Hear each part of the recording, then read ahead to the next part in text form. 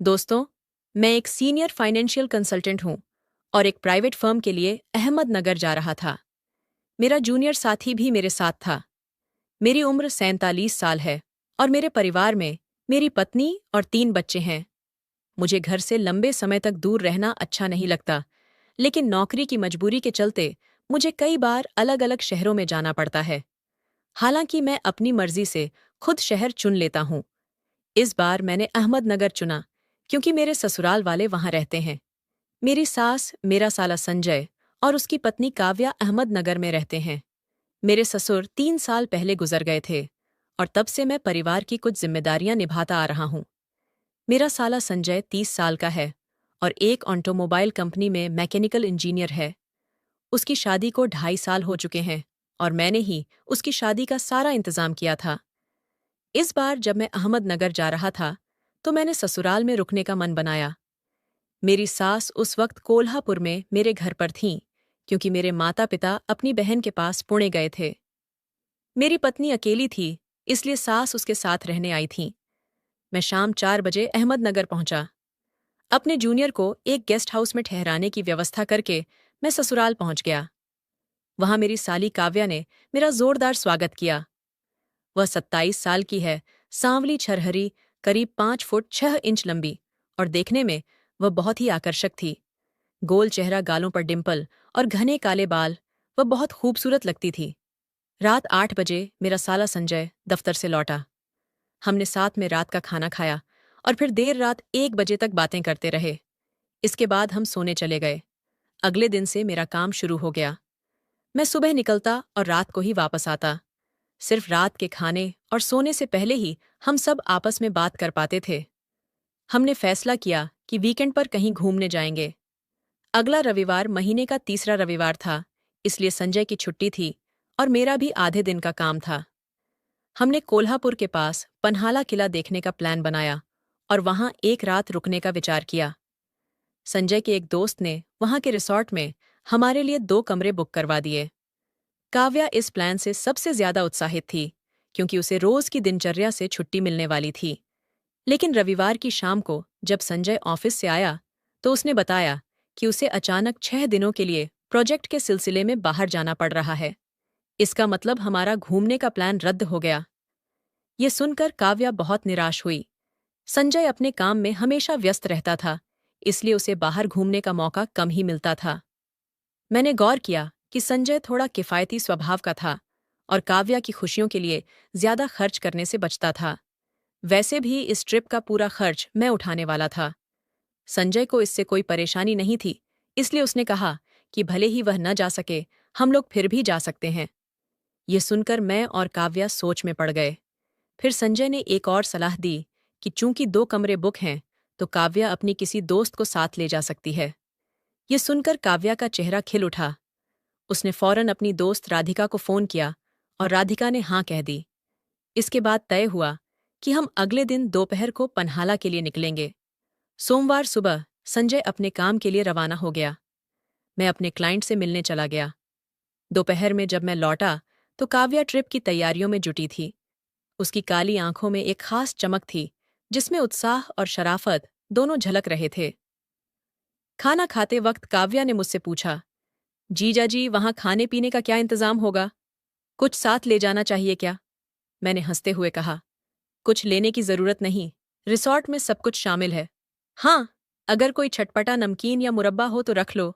मुझे खाने से पहले कुछ छटकारा लेना पसंद है। काव्या हंस पड़ी और बोली, अरे मतलब, आप कुछ पीने का इरादा रखते हैं? मैंने मजाक में कहा, ज्यादा नहीं, बस हल्का फुल्का। कोल्हापुर में तो मैं छूता भी नहीं, पर बाहर निकलता हूं तो थोड़ा मन करता है। तुम्हें कोई तकलीफ तो नहीं? काव्या ने मुस्कुराकर कहा, मुझे क्या परेशानी होगी, वैसे मैं कुछ अतिरिक्त कपड़े रख लेती हूँ, बारिश में भीगने का भी तो मजा लेना है। मैंने हंसते हुए कहा, बिल्कुल, पन्हाला के झरनों में भीगने का अलग ही आनंद है। काव्या बोली, मुझे पहले से पता था, इसीलिए मैंने पहले ही तैयारी कर ली। वैसे संजय नहीं होंगे तो कोई टोकने वाला भी नहीं होगा। मैंने चुटकी लेते हुए कहा, शायद उसे तुम्हारी फिक्र कम है, तभी टोकता होगा। काव्या ने हंसकर सफाई दी, नहीं, ऐसा नहीं है। उसे डर रहता है कि कहीं मैं ठंड बीमार न हो जाऊं तो दवा का खर्च बढ़ेगा। फिर उसने हंसते हुए पूछा, आप तो मुझे रोकेंगे नहीं ना? मैंने हंसकर जवाब दिया, क्यों रोकूंगा? मैं तो जवानी के दिनों से हर साल दोस्तों के साथ बारिश में भीगता आया हूं। हमारा पूरा ग्रुप होता था, जिसमें लड़कियां भी शामिल थीं। तुम्हारी भाभी भी उसमें थी। अब हमारा मूड पूरी तरह ट्रिप के लिए तैयार हो चुका था। मैंने मजाक में कहा, तुम्हें भीगते देखना मजेदार होगा। एक पल के लिए हमारी नजरें टकराईं।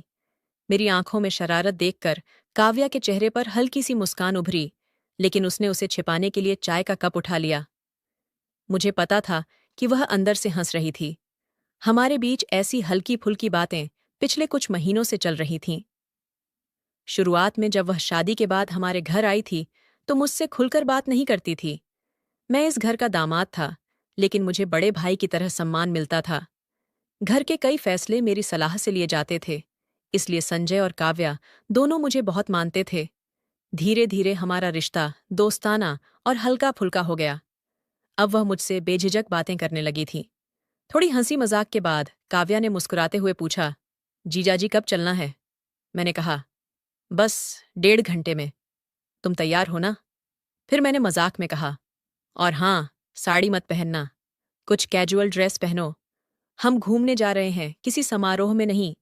काव्या हंस पड़ी और बोली, हाँ, मैंने पहले से ही ड्रेस रख ली है। अब हमें राधिका को लेने भी जाना है, तो मैं उसे फोन कर देती हूँ। उसने राधिका को फोन किया और हम दोपहर 1:30 पर निकल पड़े। करीब 2 बजे हम राधिका के घर पहुंचे। वहां राधिका का पति रवि भी हमारे साथ आने वाला था। वह 29 साल का था और एक प्राइवेट कंपनी में मार्केटिंग का काम करता था। मैंने उससे थोड़ी देर बात की। तब तक काव्या ने राधिका की तैयारियों में मदद की। फिर हम सब पन्हाला के लिए रवाना होने को तैयार थे। जब काव्या और राधिका तैयार होकर बाहर आईं, तो मैं बार बार राधिका की तरफ देख रहा था। वह बेहद आकर्षक और खूबसूरत थी। फिर हम सब मेरी कार में सवार हुए। रवि मेरे बगल में आगे बैठा और काव्या और राधिका पीछे। मैं गाड़ी चलाते हुए मिरर से काव्या को देख रहा था। उसकी आंखों में ट्रिप का जोश साफ दिख रहा था। जब भी हमारी नजरें मिलतीं, वह चुपके से मुस्कुरा देती। रवि मुझसे बातें कर रहा था, लेकिन मेरा ध्यान कहीं और था। मेरे दिमाग में एक सवाल बार बार उठ रहा था, रात को रुकने का इंतजाम कैसे होगा? क्या रवि और राधिका एक कमरे में रहेंगे और मैं काव्या के साथ? और अगर काव्या मेरे साथ रही, तो कमरे में एक बेड होगा या 2? करीब 1.5 घंटे की ड्राइव के बाद हम पन्हाला के रिसॉर्ट पहुंच गए। रवि से मेरी अच्छी बातचीत हुई और उसकी सहजता मुझे पसंद आई। बातों से लगा कि वह पहले कभी किसी लग्जरी रिसॉर्ट में नहीं ठहरा था। उसकी आर्थिक स्थिति बहुत मजबूत नहीं थी। शायद इसलिए उसने और राधिका ने काव्या का प्रस्ताव तुरंत मान लिया था। दोनों इस ट्रिप को लेकर बहुत उत्साहित थे। रिसॉर्ट पहुंचते ही रवि और राधिका रिसेप्शन पर बैठ गए। मैं चेक इन की औपचारिकताएं पूरी करने लगा। काव्या मेरे पास खड़ी होकर उत्सुकता से मुझे देख रही थी। मैंने धीरे से पूछा, कमरों का बंटवारा कैसे करें? तुम और राधिका एक कमरे में, मैं और रवि दूसरे में? काव्या ने फौरन आंखें झपकाते हुए कहा, अरे जीजा जी, ऐसा न करें। उन्हें साथ रहने दें। उन्हें ऐसा मौका कहाँ मिलता है। उन्हें खुशी लेने दें। हम दोनों एक कमरे में रह लेंगे। मैंने उसकी बात मानते हुए कहा, ठीक है, जैसा तुम कहो।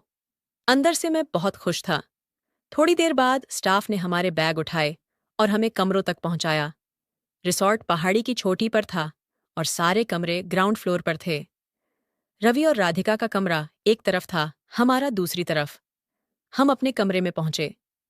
कमरा शानदार था और जैसा मैंने सोचा था, उसमें एक बड़ा डबल बेड था। काव्या कमरे को देखकर बहुत खुश हुई। मैंने दक्षिण की खिड़की का पर्दा हटाया और उसे खोल दिया। बाहर से ठंडी हवा का झोंका आया, जिससे मन तरोताजा हो गया। खिड़की से बाहर एक छोटी बालकनी थी। मैंने उसका दरवाजा खोला और काव्या फौरन वहां चली गई। मैं भी उसके पीछे गया। बालकनी से पन्हाला की हरी भरी वादियां दिख रही थीं। हल्के बादल छाए थे, बारिश नहीं हो रही थी, लेकिन मौसम बेहद सुहाना था। पेड़ों की हरियाली और दूर तक फैली पहाड़ियां मनमोहक थीं। सूरज की रोशनी हरे मैदानों पर ऐसी पड़ रही थी मानो कोई चादर बिछी हो। काव्या इस नज़ारे में खो गई थी। मैं उसे वहीं छोड़कर कमरे में आया और रूम सर्विस को कॉफ़ी और कुछ नमकीन मंगवाने के लिए फ़ोन किया। फिर मैंने अपने बैग से कपड़े निकाले और फ्रेश होने बाथरूम चला गया। बाहर निकलकर देखा कि काव्या भी कमरे में वापस आ गई थी। मैंने पूछा, अब क्या करें? बाहर घूमने चलें या यहीं थोड़ा आराम करें? वैसे कॉफी आने वाली है, उसे पीकर चलते हैं। काव्या ने हंसते हुए कहा, मैं भी चलूंगी। अकेले यहाँ क्या करूंगी? रुकिए, मैं रवि और राधिका से पूछकर आती हूँ। वह दरवाजे की ओर बढ़ी तो मैंने उसे फोन की तरफ इशारा किया। काव्या हंस पड़ी और अपने माथे पर हाथ मारते हुए फोन उठाया। उसने राधिका के कमरे में कॉल की। थोड़ी बातचीत के बाद उसने मेरी तरफ देखकर हंसते हुए कहा, वे दोनों कमरे में ही रुक रहे हैं, कोई फिल्म देख रहे हैं। हम दोनों एक दूसरे को देखकर मुस्कुरा दिए। तभी दरवाजे पर खटखट हुई। मैंने खोला तो स्टाफ कॉफी लेकर आया था। हम बैठकर कॉफी पीने लगे और बातें करने लगे। कॉफी पीते हुए मैंने काव्या से कहा, तैयार हो जाओ। उसने जोश में पूछा, जीजा जी, मैं कुछ स्टाइलिश कपड़े पहन लूं तो आपको बुरा तो नहीं लगेगा? मैंने हंसते हुए कहा, अरे जो मन हो पहनो, मुझे क्या दिक्कत, बस तुम्हें सहज लगे इतना ही।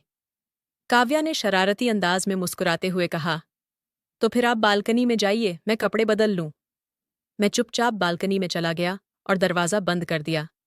एक पल को सोचा कि कहीं दरवाजे में कोई झरोखा तो नहीं, लेकिन फिर वह ख्याल हटा दिया। थोड़ी देर बाद काव्या ने आवाज दी, आ जाइए। मैं अंदर गया और उसे देखकर एक पल को रुक सा गया। उसने ग्रे लेगिंग्स और रवि कुर्ती पहनी थी। पहले मैंने उसे ज्यादातर पारंपरिक कपड़ों में ही देखा था। ये नया लुक उसके ऊपर बहुत जंच रहा था। काव्या ने उत्साह से पूछा, कैसी लग रही हूं? ये कपड़े कॉलेज के दिनों के हैं, बहुत वक्त बाद पहने हैं। बदल लूं क्या? मैंने हंसकर कहा, नहीं, ये तो तुम पर कमाल लग रहे हैं। काव्या ने मुस्कुराते हुए कहा, लेकिन संजय को ये पसंद नहीं। उनका कहना है कि शादीशुदा औरतें ऐसे कपड़े नहीं पहनती। मैंने हंसते हुए जवाब दिया, उसे क्या पता, ढेर सारी शादीशुदा औरतें ऐसे कपड़े पहनती हैं। और ट्रिप पर ऐसे न पहनेंगी तो कब पहनेंगी? काव्या ने शरारत से आंख मटकाई और बोली, तो जब मैं साड़ी पहनती हूं तब बुजुर्ग लगती हूं क्या? मैंने फौरन कहा, नहीं नहीं, मैं तो आम बात कर रहा था, तुम्हारी नहीं। चलो अब निकलते हैं। हम कमरे से बाहर आए और पन्हाला किले के आसपास घूमने लगे। मौसम बहुत अच्छा था। हल्की फुहारें पड़ रही थीं, लेकिन भारी बारिश नहीं थी। जब हम किले के पिछले हिस्से में पहुंचे तो काव्या ने जोश में कहा, जीजा जी, यहां से नीचे एक झरना है, चलें क्या? बस 20 मिनट लगेंगे और अंधेरा होने से पहले लौट आएंगे। मैंने सहमति दी, चलो ठीक है। हम एक टेढ़ी मेढ़ी पगडंडी से नीचे उतरने लगे। रास्ते में हल्की झाड़ियां थीं, घना जंगल नहीं था, लेकिन रास्ता आसान भी नहीं था। दूर एक गांव की झलक दिख रही थी। हम सावधानी से नीचे बढ़ रहे थे। रास्ते में छोटे छोटे पानी के गड्ढे आए, जिन्हें पार करते हुए हम आगे बढ़े। बारिश से जमीन गीली और चिकनी थी, इसलिए हमें संभलकर चलना पड़ रहा था। मुझे पहाड़ी रास्तों पर चलने का तजुर्बा था, तो मुझे कोई दिक्कत नहीं हुई। काव्या मेरे आगे चल रही थी। लेगिंग्स की वजह से वह आसानी से चल रही थी और उसे देखना मुझे अच्छा लग रहा था। तभी एक जगह उसका पैर फिसला और वह गिरने लगी। मैं फौरन आगे बढ़ा और उसे थाम लिया। उसे खड़ा करते हुए मैंने पहली बार उसे छुआ। उसके हाथ बहुत नरम लगे और उसके शरीर से एक हल्की सी खुशबू आई। गिर ही जाती तुम, मैंने मजाक में कहा। काव्या ने खुद को संभालते हुए जवाब दिया, हाँ जीजा जी, रास्ता थोड़ा चिकना है। अब हम झरने के करीब पहुंच गए हैं, बस थोड़ा और आगे। वह जोश में बोली। आगे एक छोटा सा गड्ढा आया, ज्यादा गहरा नहीं था, लेकिन उसमें कीचड़ था। मैंने काव्या को रुकने को कहा और खुद आगे बढ़ा। फिर उसे बोला, मेरा हाथ पकड़ो, यहाँ फिसलन ज्यादा है, कहीं फिर न गिर जाओ। उसने मेरा हाथ थाम लिया। काव्या के हाथ उसकी कद काठी के मुताबिक थोड़े बड़े थे, उंगलियां पतली और मुलायम। उसे जोर से पकड़ने की जरूरत नहीं पड़ी, क्योंकि उसने खुद मेरा हाथ कसकर पकड़ लिया। एक जगह जमीन बहुत फिसलन भरी थी। उसने दूसरा हाथ मेरे कंधे पर रखा और खुद को संभाला। गड्ढा पार करने के बाद उसने कंधे से हाथ हटा लिया, लेकिन मेरा हाथ नहीं छोड़ा। हम हाथ पकड़े आगे बढ़े। थोड़ा आगे जाने पर एक बड़ा गड्ढा आया। काव्या ने मेरा हाथ खींचा और उत्साह से बोली, जीजा जी देखिए, दाईं तरफ झरना है। वह दृश्य लाजवाब था। हमसे करीब 25 फीट दूर एक झरना बह रहा था। उसकी ऊंचाई शायद 60 फीट रही होगी। पानी नीचे गिरते ही फेन बन रहा था और तेज शोर के साथ उछल रहा था। एक पतली सी पगडंडी हमें झरने के पास ले गई। जैसे ही हम करीब पहुंचे, झरने की बूंदें हवा में उड़कर हम पर पड़ने लगीं। मुझे यह बहुत पसंद था, तो मैं वहीं रुककर उसका मजा लेने लगा। लेकिन काव्या और आगे जाना चाहती थी। उसने मेरा हाथ जोर से पकड़ा और आगे बढ़ी, लेकिन तभी उसका पैर फिर फिसल गया। मैं झट से झुका और उसे कसकर थाम लिया। उसने शर्मिंदगी से मेरी तरफ देखा, लेकिन कुछ नहीं कहा। करीब 2 मिनट तक मैं उसे पकड़े रहा। फिर हमें एहसास हुआ कि हम खुले में ऐसे ही खड़े हैं। मैं थोड़ा पीछे हटा, लेकिन उसका हाथ नहीं छोड़ा। मैंने उसे सावधान रहने को कहा और हम झरने के और करीब पहुंचे। वहां पहुंचकर देखा कि झरने और पहाड़ी के बीच 6 फीट की खाली जगह थी। शायद वहां कोई छोटी गुफा थी। काव्या अभी भी मेरा हाथ पकड़े थी। मैंने उसका हाथ हल्के से दबाया और कहा, काव्या, झरने के पीछे कोई जगह दिख रही है, चलें वहां? काव्या थोड़ा डर गई और बोली, नहीं जीजाजी, मैं वहां नहीं जाऊंगी। रास्ता भी नहीं पता और मैंने कभी किसी को वहां जाते नहीं देखा। मैंने गौर से देखा तो सच में वहां पहुंचने का कोई सीधा रास्ता नहीं था। झरने के नीचे एक छोटा तालाब था जिसे पार करना पड़ता, लेकिन उसकी गहराई का अंदाजा नहीं था। लेकिन मेरे अंदर का जोश जाग गया। मैंने सोचा, अगर कोई नहीं गया तो मैं जाऊंगा। मुझे रोमांच पसंद था। साथ ही अगर मैं ऐसा करता तो काव्या मुझसे प्रभावित हो सकती थी। मैंने वहां जाने का फैसला कर लिया। मैंने काव्या का हाथ छोड़ा और कहा, मैं देखता हूं कि वहां पहुंचा जा सकता है या नहीं। काव्या ने मुझे रोकने की कोशिश की, लेकिन मैं नहीं माना और पानी में उतर गया। मैं बहुत सावधानी से चल रहा था, क्योंकि नीचे कीचड़ था। कुछ कदम आगे बढ़ने पर पानी गहरा होने लगा। मैंने किनारे की चट्टानों को पकड़ा और धीरे धीरे आगे बढ़ा। जब पानी मेरी कमर तक पहुंच गया, तो तैरने के सिवा कोई चारा नहीं था। मैंने चट्टानों को सहारा लेकर तैरना शुरू किया। झरने के नीचे पहुंचते ही पानी का बहाव बहुत तेज था। अगर मैंने चट्टान मजबूती से न पकड़ी होती तो बह जाता, लेकिन मैंने हिम्मत रखी और आगे बढ़ता गया। आखिरकार मैं झरने को पार करके दूसरी तरफ पहुंच गया। जैसा मैंने अनुमान लगाया था, वहां एक छोटी गुफा जैसी जगह थी। वह करीब 8 फीट लंबी और 4 फीट चौड़ी थी। नीचे एक छपट्टी चट्टान थी जिस पर बैठा जा सकता था। मैं वहां खड़ा होकर उस नज़ारे का लुत्फ उठाने लगा। काव्या दूसरी तरफ खड़ी थी। मैंने विजयी अंदाज में उसकी ओर देखा। वह हैरानी से मुझे देख रही थी। उसके चेहरे पर आश्चर्य देखकर मुझे बहुत संतुष्टि हुई। मैंने जोर से कहा, क्या तुम भी आ रही हो? काव्या ने डरते हुए कहा, नहीं नहीं, मुझे डर लग रहा है। कैसा डर? मैं तो आ गया ना, मैंने हंसते हुए कहा। काव्या ने घबराते हुए जवाब दिया, जीजाजी, आप तो तैरने में माहिर हैं, मुझे तैरना नहीं आता। उसकी बात सुनकर मैं जोर से हंसा। फिर मैं वहां कुछ देर खड़ा रहा और झरने की फुहारों का मजा लिया। थोड़ी देर बाद मैं वापस लौटने लगा। रास्ता पहले देख चुका था, तो मुझे ज्यादा परेशानी नहीं हुई। सावधानी से मैं वापस आ गया। काव्या मुझे देखकर दंग रह गई। उसने उत्सुकता से पूछा, जीजाजी, आपने तो गजब कर दिया। मैंने आज तक किसी को वहां जाते नहीं देखा। वहां कैसा लगा? मैंने मुस्कुराकर कहा, बहुत अच्छा लगा, खासकर पानी की बूंदों को महसूस करना। अंदर से वह जगह किसी जादुई गुफा जैसी थी। काव्या ने जोश में कहा, सच में? काश मैं भी जा पाती तो कितना मजा आता। मैंने कहा, तो चलो ना, मैं तुम्हारे साथ हूं। तुम्हें थोड़ा बहुत तैरना तो आता ही होगा। काव्या ने चिंता से कहा, मुझे तैरना आता था, लेकिन सालों हो गए। अब डर लगता है कि कहीं डूब न जाऊं। मैंने उसे समझाया। पहले उसने मना किया, लेकिन मेरे जोर देने पर वह मान गई। मुझे खुशी हुई, क्योंकि इससे मुझे उसे और करीब से जानने का मौका मिल रहा था। मैं फिर से पानी में उतरा और उसे इशारा किया। काव्या धीरे धीरे पानी में आई। शायद ठंड या डर से उसका शरीर कांप रहा था। वह किनारे की चट्टानों को पकड़कर आगे बढ़ी। मैंने अपना हाथ बढ़ाया और उसने चट्टान छोड़कर मेरा हाथ जोर से पकड़ लिया। मैंने उसे पानी में हल्का खेलने दिया ताकि उसका डर कम हो। एक हाथ से उसे सही संतुलन नहीं मिल रहा था, तो मैंने उसे अपने कंधे पर हाथ रखने को कहा। ऐसा करते ही वह मेरे बहुत करीब आ गई। फिर मैंने उसका हाथ छोड़कर अपनी बांह उसकी कमर पर रख दी। हाथ छूटते ही उसने मुझे कसकर पकड़ लिया। मैंने उसे मजबूती से थामा और पानी में आगे बढ़ने लगा। काव्या का वजन संभालना मुश्किल था, लेकिन मैंने पूरी कोशिश की। फिर भी यह आसान नहीं था। मैंने उसे पास की चट्टान पकड़ने को कहा और खुद उसके कंधे को सहारा दिया। मैंने फिर उसकी कमर पकड़ी और धीरे धीरे आगे बढ़ा। इस दौरान न उसने कुछ कहा न मैंने। हम आधे रास्ते तक पहुंच गए थे। आगे पानी गहरा था, लेकिन काव्या का डर अब कम हो गया था। उसका चेहरा शांत लग रहा था। झरने की फुहारों में वह पानी के साथ खेलने लगी।